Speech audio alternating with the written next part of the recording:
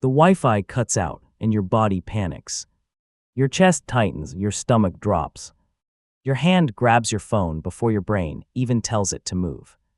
Nothing dangerous happened. No lion, no cliff edge, no real threat anywhere near you.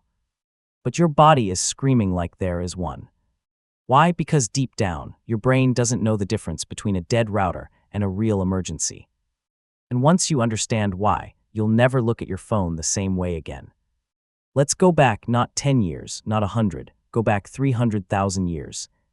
To when your ancestors lived in small groups on open land. With no walls, no locks, and no backup plan. Survival meant one thing above all else: staying connected to your group. Picture it, a tiny band of humans, maybe 20 or 30 people, walking across the grass as the sun goes down. Every sound matters, every shadow matters. Is that movement in the grass just wind or something with teeth? Did the group 2 ridges overspot you? Is everyone from your tribe still here, still safe, still close? This wasn't overthinking. This was the job: constant scanning, constant checking. Because back then, the worst thing that could happen to you wasn't losing a match or missing a text. It was getting separated from your people. Scientist Robin Dunbar studied this for years. He found that human brains evolved to track close relationships with roughly 150 people. No more, that's it, that was your entire world. 150 faces you knew, trusted, and depended on to survive. Lose that group, even for a night, and your odds of dying skyrocketed. So your brain built an alarm system, a powerful one. One single job: never let you lose the group. Fast forward to today, that alarm system is still running. Except now, instead of watching for lions in the grass, it's watching a loading icon spin on your phone. Neuroscientist Robert Sapolsky calls this a mismatch. Your stress system was built for short bursts of real danger. A predator charges, your body floods with adrenaline, you fight or you run, and within minutes it's over. But modern stress doesn't end in minutes, it doesn't end at all.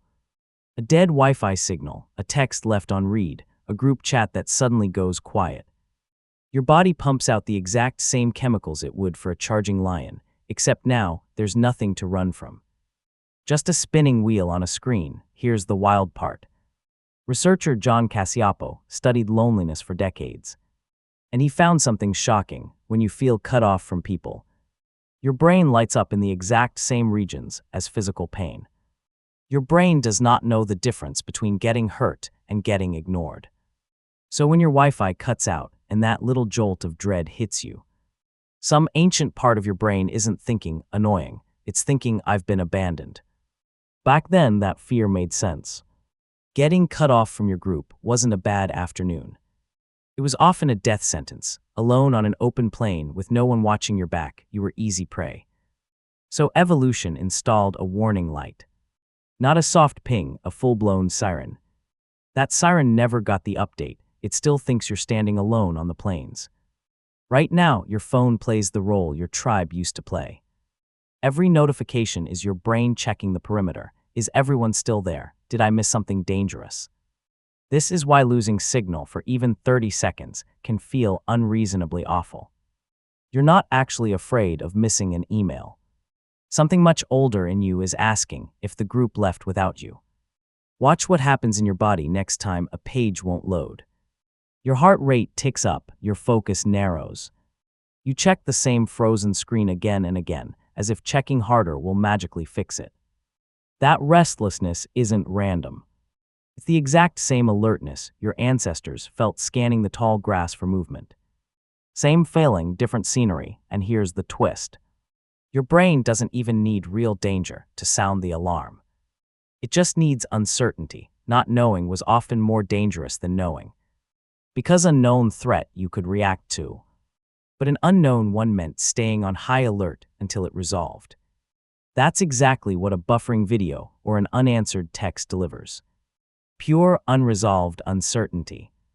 Your brain fills the silence with worst-case scenarios, not because you're being dramatic, but because for most of human history, imagining the worst kept people alive. So what did your ancestors actually do when things felt uncertain? When the group scattered, when the sun went down and no one knew where everyone was? They gathered, they built a fire. They talked, checked in, made eye contact, laughed, sat close enough to feel each other's presence. That closeness wasn't just comforting. It was proof that everyone was safe. And once the proof arrived, the alarm switched off. The fire eventually died down. Topped, the brain, finally reassured, let itself rest. Your phone rarely gives you that same closure. You can check it at 2 in the morning, and the checking never really ends. Because there's always another notification, another possible thing you missed. Your ancestors got to close the loop. Most nights you don't. And that's the real story, hiding behind something as small as a dead Wi-Fi signal.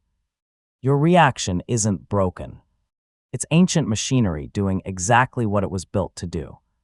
Just in a world that no longer matches the blueprint. A world built for 150 known faces has turned into a world of thousands of usernames, algorithms, and notifications that never fully stop. And your alarm system has no idea how to tell the difference. Does knowing this make the feeling disappear completely? No, but it changes the fight. You're not weak for feeling uneasy when the signal drops. You're not overreacting when a silent phone tightens your chest. You are running ancient survival software on brand new hardware.